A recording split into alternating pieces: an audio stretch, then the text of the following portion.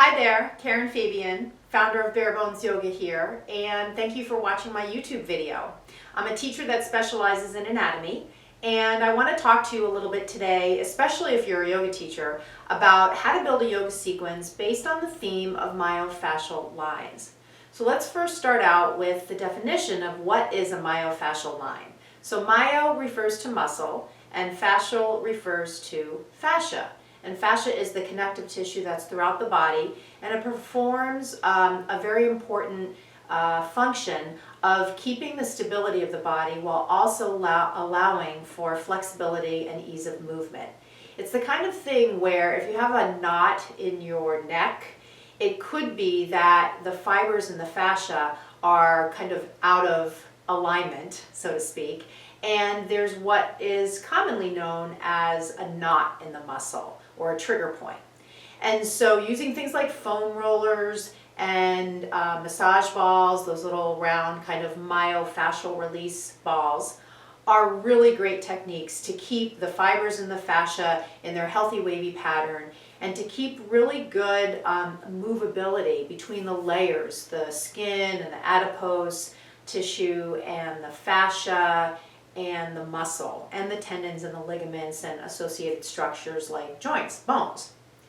So today I want to talk to you about creating a sequence around this idea of myofascial lines. And myofascial lines refer to muscles that are all arranged in a line and they work together. And this is really important conceptually to understand, especially as a yoga teacher who's learning anatomy, because we learn the muscles in discrete parts. So here's this muscle and that muscle, and we don't always learn, and it's not often presented, how they work together.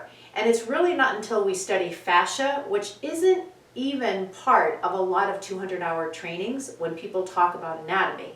So many teachers leave their 200-hour trainings and they're missing this whole piece about what is fascia and how do muscles work together, for good or for not so good. And we've all had, experiences as yoga teachers where we're teaching and we're saying the pose and we're watching somebody come into it and they're not really doing it the way that we're describing it.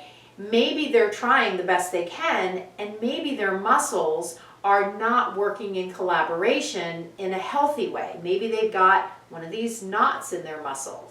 Maybe they have some pattern of movement that they're doing that's created some misalignment in their body. One muscle is a little bit tighter, so another muscle that's nearby is taking over because that muscle's more flexible. There's a whole bunch of things that can be happening. So if we look at myofascial lines when we build sequences, it's a great way for us to teach our students about how muscles work together. And as a yoga teacher, it's a great way to learn what muscles are in the body and then apply that knowledge to building a sequence. So it's a really functional way to learn anatomy as a teacher. So let's think about along the lateral line of the body. So if we start here around the neck, we've got the upper trapezius that runs along the neck, and then we come down to the shoulder and we're looking at the deltoid, and then we come down a little bit more, we've got the tricep, and then we come down a little bit more and we've got muscles in the forearm. If we stay along the side of the body here, we've got internal and external obliques. We've got the quadratus lumborum, the gluteus medius and minimus, and then the tensor fasciae lata IT band, and down to the lower limb, we're looking at a little bit of the tibialis anterior and a little bit of the gastrocnemius. And so this lateral line of the body is used in side bending. And so we often think of just the quadratus lumborum, which connects the lower rib to the top of the pelvis, as the sideline muscle or side bending muscle. But remember, everything along the lateral line is working when we side bend, not just this part here. So if we do things like our warrior two, where we reverse it, if we take extended side angle and its variations, if we take poses like half moon, all of these postures take into account side bending. If we look at the front line of the body, and we'll for now just kind of stay along the upper body, we're looking at muscles like the pectoral muscles, subscapularis, which is part of the rotator cuff, and pec minor, pec major, subscapularis. We've also got coracobrachialis, and so these are all muscles in the front line.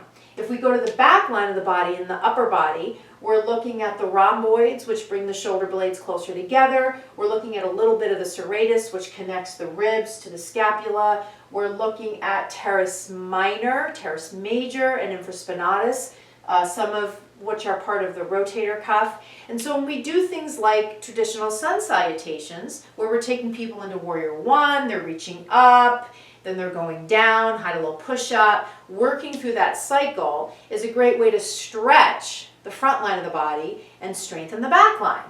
If we're looking at the lower back line as it relates to sun salutations, we're doing things like lunges, right? Warrior one. And so here we're using gluteus maximus and the hamstrings as we push off, right? As we bend the knee.